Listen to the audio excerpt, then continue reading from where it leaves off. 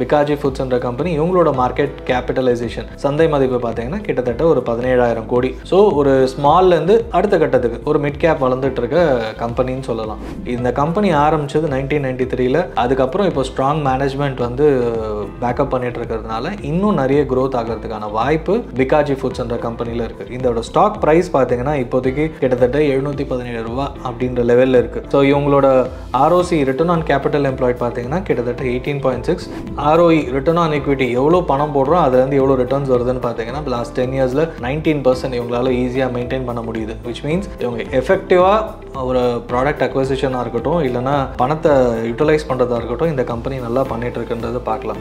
Last 1 இயரில் பார்த்தீங்கன்னா கிட்டத்தட்ட மோர் தென் 80% growth ஸ்டாக் ப்ரைஸில் சொல்கிறேன் வளர்ந்துருக்கு. ஏன்னா ஒரு 3 months முன்னாடி பார்க்கும்போது இன்ட்ரெஸ்ட் குறையும் போது ஆட்டோமேட்டிக்காக இந்த கம்பெனி வந்து 400-500 லெவல்ஸ்லேருந்து இப்போ கிட்டத்தட்ட 700 லெவல்ஸ் வந்துருச்சு. ஸோ பயங்கர growth ஆகிருக்கு. ஏன்னா நம்பர்ஸ் வந்து லாஸ்ட் 2 இயர்ஸ் 2021லேருந்து லாஸ்ட் 2 ஃபைனான்ஷியல் இயர்ஸ் பார்க்கும்போது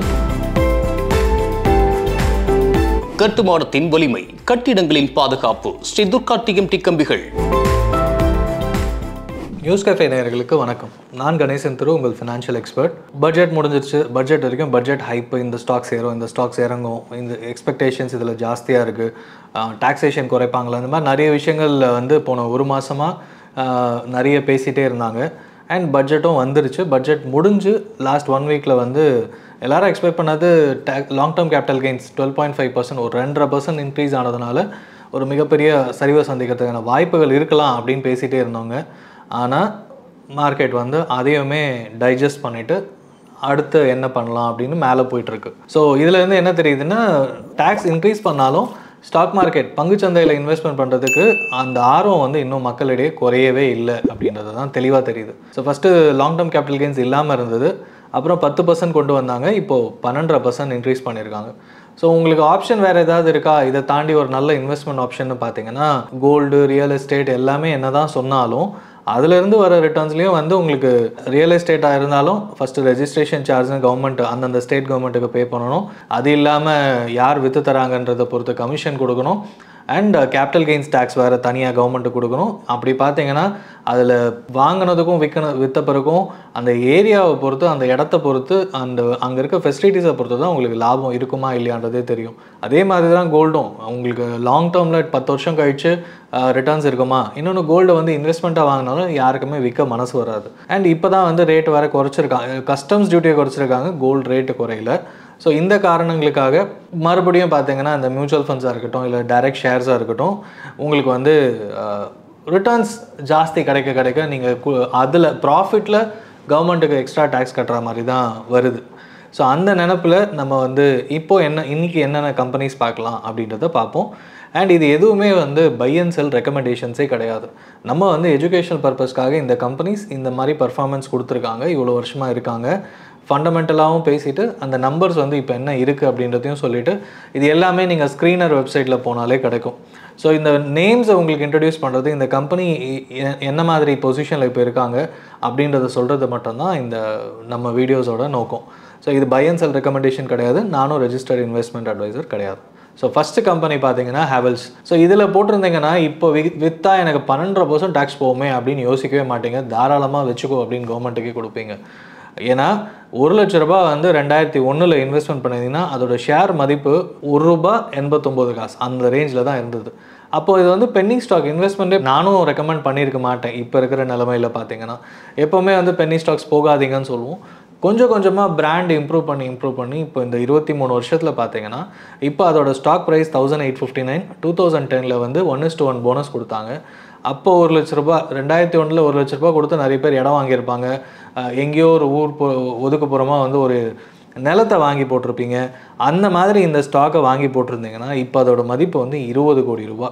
அது இல்லாமல் டிவிடெண்ட்ஸும் ரெகுலராக வருஷம் கொடுக்கக்கூடிய கம்பெனி. ஸோ ஹேவல்ஸ்ன்ற பிராண்டும் பார்த்தீங்கன்னா நமக்கு லாஸ்ட்டு ஒரு 10 இயர்ஸ்க்கு மேலே கிரிக்கெட் டைம்ஸ்லேயா இருக்கட்டும், அது இல்லாமல் நிறைய ஆட்ஸாக இருக்கட்டும், நிறைய ஆட்ஸ் வந்து இது ஹேவல்ஸ் பிராண்டிங் பண்ணியிருக்காங்க. அண்ட் இந்தியா ஃபுல்லாக பேன் இண்டியா டிஸ்ட்ரிபியூஷனும் வச்சுருக்காங்க. இவங்க என்ன பண்ணுறாங்கன்னு பார்த்தீங்கன்னா ஃபாஸ்ட் மூவிங் எலக்ட்ரிக்கல் குட்ஸ், சிஜின்னா ஃபாஸ்ட் மூவிங் கன்சியூமர் குட்ஸ், இந்த HUL ITC மாதிரியான கம்பெனி சொல்லலாம். ஃபாஸ்ட் மூவிங் எலக்ட்ரிக்கல் குட்ஸ்னும் போது எலக்ட்ரிக்கல் அப்ளையன்சஸ், ஸ்விட்ச் கியர்ஸ், அதாவது வீட்டுக்கு தேவையான அந்த சுவிட்ச் பாக்ஸில் இருந்து வயரிங்கில் இருந்து ஏசி, ஃப்ரிட்ஜு, வாஷிங் மிஷின் இது எப்படி இவங்க பண்ண ஆரம்பித்தாங்கன்னா 2017 லாய்ட்ஸ்ன்ற பிராண்டை இவங்க அக்வயர் பண்ணுறாங்க.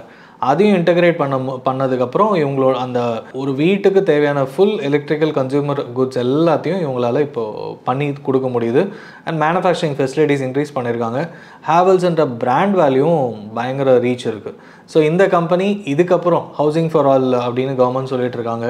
இந்தியாவில் இன்னமும் வந்து வீடு வாங்குறதுக்கான தேவைகள் டிமாண்டும் இருக்குது இன்னும். ஸோ அப்படி பார்த்தீங்கன்னா இந்த பிராண்ட் வந்து இன்னும் அதிகப்படியாக க்ரோ ஆகிறதுக்கு இப்போ இதோட சந்தை மதிப்பு மார்க்கெட் கேபிட்டலைசேஷன் பார்த்தீங்கன்னா 1 லட்சம் கோடியை தாண்டி இருக்குது. இது வந்து ஒரு 2 வருஷத்துக்கு முன்னாடி 72,000 கோடி அப்படி தான் இருந்தது. பட் இப்போது 1 லட்சம் கோடியை தாண்டி இருக்குது. அப்படின்னா இது இன்னும் வளர்கிறதுக்கான வாய்ப்புகள் போக போக இன்னும் அதிகமாக தான் இருக்குது. ஏன்னா இந்தியாவில் இப்போ எக்கனாமிக் சைஸை பார்க்கும்போது அடுத்த ஒரு 7 to 10 இயர்ஸில் இங்கேருந்து டபுள் ஆகணும்னு பேசிகிட்டு இருக்கோம். 4 லட்சம் கோடியிலேருந்து 7 லட்சம் கோடியாக அதை விட ஜாஸ்தி ஆகணும்னு பார்த்துட்ருக்கோம். அப்படின்னும் போது இவங்க வெறும் டொமெஸ்டிக் எலக்ட்ரிக்கல் அப்ளையன்சஸ் மட்டும் இல்லாமல் இண்டஸ்ட்ரியல் ப்ராடக்ட்ஸும் பண்ணிட்டுருக்காங்க. வயரிங்லேருந்து ஸ்விட்ச் கியர்ஸ் எல்லாமே. ஸோ ரெண்டுத்துலேயுமே வந்து உங்களுக்கு வயரிங் இந்த செக்மெண்ட் போனாலே இவங்களோட காம்படிட்டர்ஸ் பார்த்தீங்கன்னா பாலிகேப் மாதிரியான கம்பெனிஸ் அவங்களும் வந்து ஒரு ஸ்ட்ராங் ப்ரெசன்ஸ் இருக்குது. அண்ட் எல்லாருமே வளரக்கூடிய ஒரு இந்த செக்மெண்ட்டில் வளரக்கூடிய நிலைமையில தான் இந்தியா இப்போ இருக்குது. ஸோ ஹெவி காம்படிஷன் இருந்தாலும் இவங்க பிராண்டிங்க்கு செலவு பண்ணுற அமௌண்ட்டு, அது மட்டும் இல்லாமல் பேன் இண்டியா டிஸ்ட்ரிபியூஷன் மாடல், இது எல்லாத்துலேயுமே வந்து இவங்க ஸ்ட்ராங்காக இருக்கிறதுனால இந்த ஸ்டாக்கை நீங்கள் ஃபர்தர் அனாலிசிஸ் பண்ணலாம். நம்பர்ஸ்ன்னு பார்த்தீங்கன்னா ROE ரிட்டர்ன் ஆன் ஈக்விட்டி எவ்வளோ பணம் போடுறோம் அதுலேருந்து எவ்வளோ ரிட்டர்ன்ஸ் வருதுன்னு பார்த்தீங்கன்னா லாஸ்ட் 10 இயர்ஸில் 19% இவங்களால ஈஸியாக மெயின்டைன் பண்ண முடியுது. விச் மீன்ஸ் இவங்க எஃபெக்டிவாக ஒரு ப்ராடக்ட் அக்வசிஷனாக இருக்கட்டும், இல்லைனா பணத்தை யூட்டிலைஸ் பண்ணுறதா இருக்கட்டும், இந்த கம்பெனி நல்லா பண்ணிகிட்ருக்குன்றதை பார்க்கலாம். இப்போது இவங்களோட ப்ரைஸ் ஏர்னிங் ரேஷியோ கொஞ்சம் ஜாஸ்தியாக இருக்குது. High growth stock. இது ஃப்யூச்சர் ப்ராஸ்பெக்ட்டுக்கு இப்போ கன்சிடர் பண்ணோன்னா இப்போ வாங்கலாமான்னா மேபி கொஞ்சம் கொஞ்சமாக யூட்டிலைஸ் பண்ணலாம். அக்யூமுலேட் பண்ணுறதுக்கு நீங்கள் யோசித்து பார்க்கலாம். ஆர்எல்ஸ் இன்னும் குறையட்டும் அப்படின்னு வெயிட் பண்ணலாம். ஏன்னா இப்போதைக்கு ஸ்டாக் மார்க்கெட்டில் எல்லாமே வந்து ஒரு ஹையர் ஜோன், பையிங் ஜோனில் இல்லாமல் அதுக்கு மேலே தான் இருக்குது. ஸோ நீங்கள் இன்வெஸ்ட்மெண்ட் பண்ணாலும் ஃப்யூச்சர்லேயும் உங்களால் ஸ்டாக் இன்வெஸ்ட்மெண்ட் பண்ண ரெடியாக பணம் வச்சுருக்கீங்க அப்படின்ற பட்சத்தில் இந்த ஸ்டாக்கை நீங்கள் கன்சிடர் பண்ணலாம். டெப்ட்டுன்னு பார்த்தீங்கன்னா இந்த கம்பெனிக்கு பெருசாக எதுவும் கிடையாது. ஒரு 303 கோடி தான்.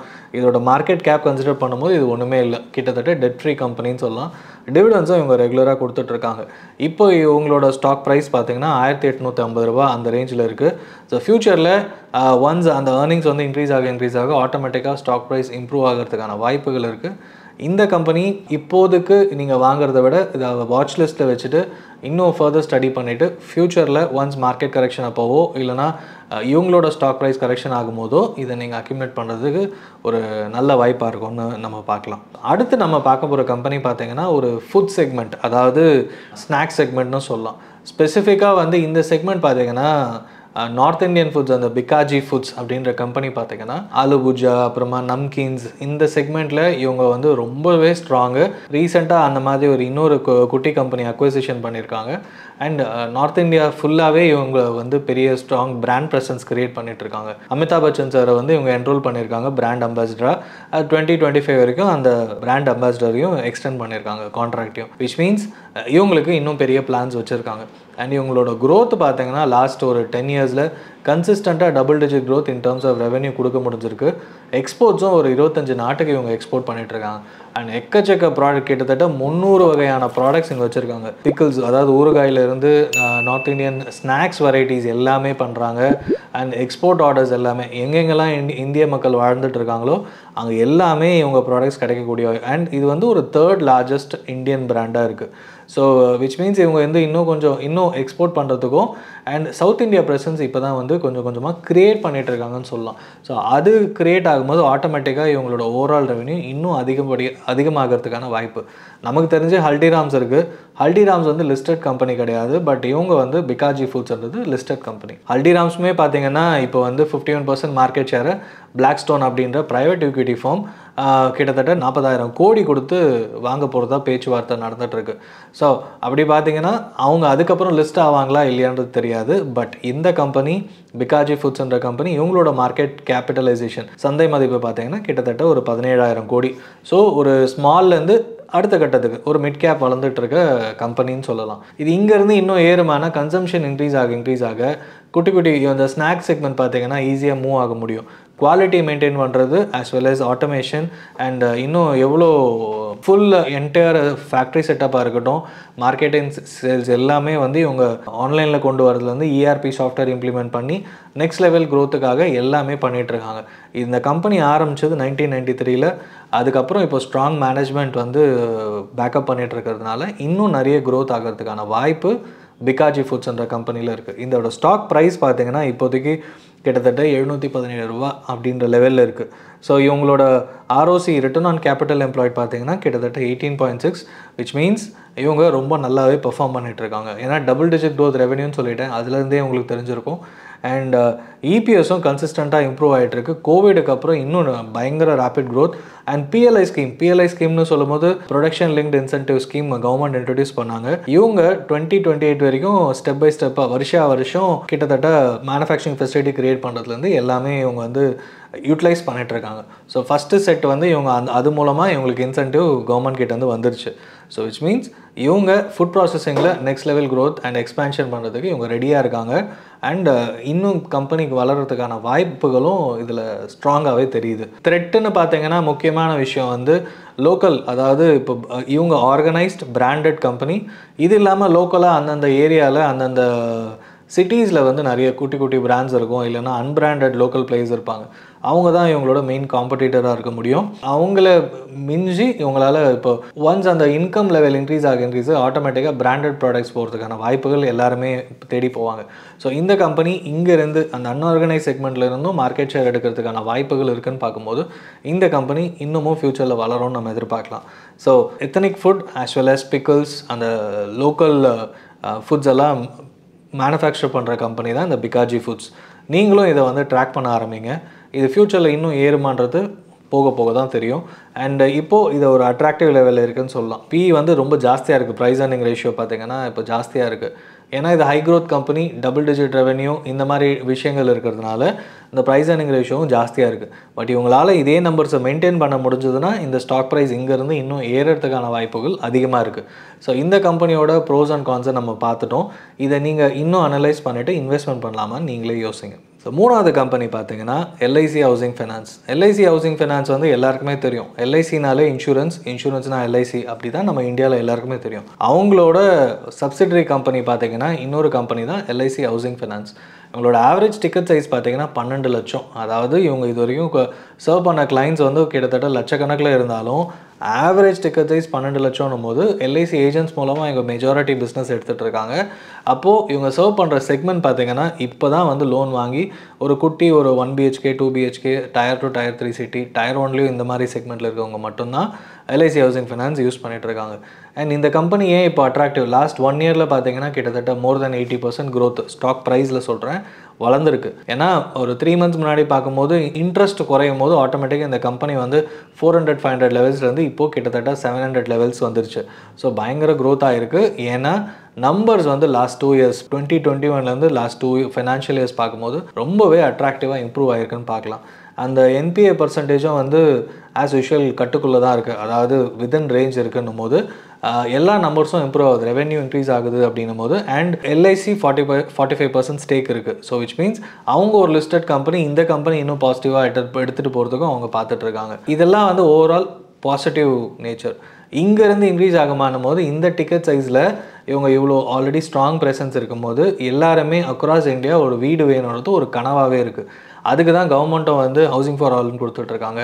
அது மட்டும் இல்லாமல் அந்த ரிலேட்டட் இண்டஸ்ட்ரீஸ் எல்லாம் வளர்கிறதுக்கான வாய்ப்புகள் இருக்குது அப்படின்றதையும் நம்ம பார்க்குறோம். இந்த ஹவுசிங் ஃபைனான்ஸ் கம்பெனியும் இங்கேருந்து இன்னும் இன்க்ரீஸ் ஆகிறதுக்கான வாய்ப்புகள் ரொம்ப பிரகாசமாகவே இருக்குது. ஒன்ஸ் இன்ட்ரெஸ்ட் ரேட் வந்து யூஎஸில் குறைக்கிறாங்கன்னா இந்தியாவிலையும் ஆர்பிஐ குறைக்கும் போது ஹோம் லோன் இன்ட்ரெஸ்ட் ரேட் குறையும். ஸோ அப்போ ஆட்டோமேட்டிக்காக நெட் இன்ட்ரெஸ்ட் மார்ஜின் இவங்களுக்கு அதிகமாகும் போது இவங்க ஆட்டோமேட்டிக்காக இவங்களோட ப்ராஃபிட் ரேஷியோவும் அதிகமாகிறதுக்கான வாய்ப்புகள் நல்லாவே இருக்குன்னு பார்க்கலாம். நெட் என்பிஏ பார்த்தீங்கன்னா 1.9%, 2% விட இன்னும் கம்மி பண்ணியிருக்காங்க. அண்ட் கிராஸ் என்பிஏ வந்து பார்த்தீங்கன்னா கிட்டத்தட்ட 3%குள்ளே தான் வச்சுருக்காங்க. ஸோ விச் மீன்ஸ் இதெல்லாம் வந்து ஒரு ஓகே, இந்த நம்பர்ஸ்லாம் வந்து பெட்டரான நம்பர்ஸ் அப்படின்றத நம்ம பார்க்கலாம். இவங்களோட மார்க்கெட் கேபிட்டலைசேஷன் இப்போதைக்கு 42,400 கோடி. ஸ்டாக் ப்ரைஸ் பார்த்தீங்கன்னா 770 ரூபா கிட்ட இருக்குது இப்போதைக்கு. ப்ரைஸ் ஏர்னிங் growth ரேஷியோ பார்த்தீங்கன்னா இப்போதைக்கு 0.68, அதாவது ஒன்று கீழே இருந்தாலே ரொம்ப அட்ராக்டிவ். 0.68 என்னும்போது ரொம்பவே அட்ராக்டிவ். அதாவது மார்க்கெட் கிராஷ் ஆச்சு ஒரு 5% 10% குறையுதுன்னா இந்த ஸ்டாக் ப்ரைஸ் மிகப்பெரிய சரிவை சந்திக்காது. ஸோ தைரியமாக இந்த மாதிரி கம்பெனிஸ் தேடி கண்டுபிடிச்சி நீங்கள் வாங்கி இன்வெஸ்ட்மெண்ட் பண்ணுறதுக்கு கன்சிடர் பண்ணலாம். ஸோ சில கம்பெனிஸ்லாம் பார்த்தீங்கன்னா 8 இருக்கும், 5 இருக்கும், 6 இருக்கும், ஆர் 2 3 இந்த லெவல்ஸில் இருக்கும். Which means high growth company earnings நல்லா இருக்குது. ஒன்ஸ் அது ஏர்னிங்ஸை மிஸ் பண்ணுச்சு அப்படின்னா ஆட்டோமேட்டிக்காக ஸ்டாக் ப்ரைஸ் கொஞ்சம் கரெக்ஷன் ஆகிறதுக்கு வாய்ப்பு. இந்த கம்பெனியை பொறுத்த வரைக்கும் 0.68ன்றது ரொம்பவே அட்ராக்டிவான நம்பர். தாராளமாக இன்வெஸ்ட்மெண்ட் பண்ணலாம். ஒவ்வொரு நம்பர் ஒவ்வொரு பாசிட்டிவ் ஃபேக்டர் கொடுக்கும். இந்த பிஇஜி ரேஷியோ 1 இருக்கும்போது நீங்கள் தாராளமாக அது ஒரு அட்ராக்டிவ் நம்பரை கன்சிடர் பண்ணலாம் இன்வெஸ்ட்மெண்ட் பண்ணுறதுக்கு. One of the largest housing finance company. But ticket size கம்மின்னும் போது இந்த செக்மெண்ட்லேயும் பணம் கொடுக்கறதுக்கு ரெடியாக இருப்பாங்க டிஃபால்ட் ஆகிறத விட. ஸோ அட்ராக்டிவான கம்பெனி நம்ம தெரியுது. So LIC housing finance future க்ரோத்துக்காக இப்போவே நீங்கள் கன்சிடர் பண்ணலாம். அண்ட் எல்ஐசியோட பிராண்ட் வேல்யூ இருக்குது. அண்ட் இன்னொரு முக்கியமான விஷயம், பாஸ்டன் கன்சல்டிங் குரூப்பை இவங்க அப்பாயிண்ட் பண்ணி என்ன பண்ணலாம் அப்படின்றது, கம்பெனி க்ரோத்துக்காக இவங்க அப்பாயிண்ட் பண்ணியிருக்காங்க. ஸோ லாஸ்ட் 2 இயர்ஸில் பார்த்தீங்கன்னா லோன் டிஸ்பர்சல்ஸ் கிட்டத்தட்ட ஆன்லைன் ஆப் மூலமாக, இன்டர்னல் கம்பெனி ஆன்லைன் ஆப் மூலமாகவே இவங்க வந்து கிட்டத்தட்ட 3%லேருந்து மோர் தேன் 20-30% இம்ப்ரூவ் பண்ணியிருக்காங்க. அதாவது மேனுவல் ப்ராசஸ்லேருந்து ஆட்டோமேட்டட் ப்ராசஸ். நமக்கே தெரியும் எல்ஐசியில் எல்லாமே பேப்பர் ஒர்க் ஜாஸ்தியாக இருக்கும். இப்போ வந்து இது எல்லாமே ஆட்டோமேஷன்ஸ் பண்ணும்போது உங்களுக்கு cost of providing a loan குறைய ஆட்டோமேட்டிக்காக உங்கள் ப்ராஃபிட் இன்க்ரீஸ் ஆகிறதுக்கான வாய்ப்பு. ஸோ இந்த மாதிரி ஃபார்ம்ஸை யூட்டிலைஸ் பண்ணுறாங்க அப்படின்றதே ஒரு பாசிட்டிவான விஷயம். இதை யூட்டிலைஸ் பண்ணும்போது அதோட ரிசல்ட்ஸ் வந்து ஆல்ரெடி ரெவென்யூ டேர்ம்ஸில் நல்லாவே தெரியுது. ஸோ லோன் டிஸ்பர்சல்ஸ் ஃபாஸ்ட்டாக இருக்கும். அண்ட் அஸ் வெல் அஸ் எல்லா ஃபீச்சர்ஸ் அவங்க கொடுக்குறத ஒன்றா இம்ப்ளிமெண்ட் பண்ணும்போது அதோட ரிசல்ட் அடுத்த 1 or 2 இயர்ஸில் தெரிய ஆரம்பிக்கும். ஸோ இந்த கம்பெனியும் இப்போதைக்கு அட்ராக்டிவாக இருக்குன்னு பார்க்குறோம். ஸோ இன்றைக்கி பார்த்த 3 கம்பெனி பார்த்தீங்கன்னா ஹேவல்ஸ் ஒரு ஹை க்ரோத் ஸ்டாக், ஃப்யூச்சருக்காக நீங்கள் கன்சிடர் பண்ணலாம். பிகாஜி ஃபுட்ஸ் அது வந்து ஃபுட் செக்மெண்ட்டில் அந்த நம்கீன், ஆலுபுஜா, அந்த ஈவினிங் ஸ்நாக்ஸ் செக்மெண்ட்ஸ் அதுக்காக நீங்கள் கன்சிடர் பண்ணலாம். அண்ட் 3வது company LIC housing finance, financial செக்டரில் இருக்குது. அண்ட் ஹவுசிங் செக்மெண்ட்டில் இது ஒரு அட்ராக்டிவான கம்பெனின்னு பார்க்குறோம். இந்த 3 கம்பெனியுமே பை அண்ட் செல் ரெக்கமெண்டேஷனே கிடையாது. ஒரு எஜுகேஷனல் பர்பஸ்க்காக கம்பெனி அனலைஸ் பண்ணியிருக்கோம். இன்னும் நீங்கள் அனலைஸ் பண்ணிவிட்டு நீங்கள் இன்வெஸ்ட்மெண்ட் பண்ணலாமான்னு கன்சிடர் பண்ணுங்கள். நான் ஒரு ரெஜிஸ்டர்ட் இன்வெஸ்ட்மெண்ட் அட்வைசர் கிடையாது, மறுபடியும் சொல்கிறேன். ஸோ உங்களுக்கு வேறு ஏதாவது டவுட்ஸ் இருக்குது, இதை பற்றின இன்ஃபர்மேஷன் ஒரு எந்த ஸ்டாக்கை நீங்கள் அனலைஸ் பண்ணணும்னு நினைக்கிறீங்களோ அதை கமெண்ட் பண்ணுங்கள். தேங்க்யூ ஃபார் வாட்சிங். இந்த வீடியோ உங்களுக்கு பிடிச்சிருந்தா லைக் பண்ணுங்கள், ஷேர் பண்ணுங்கள், கமெண்ட் பண்ணுங்கள். மறக்காமல் பெல் பட்டனை கிளிக் பண்ணிவிட்டு சப்ஸ்கிரைப் பண்ணிவிடுங்க.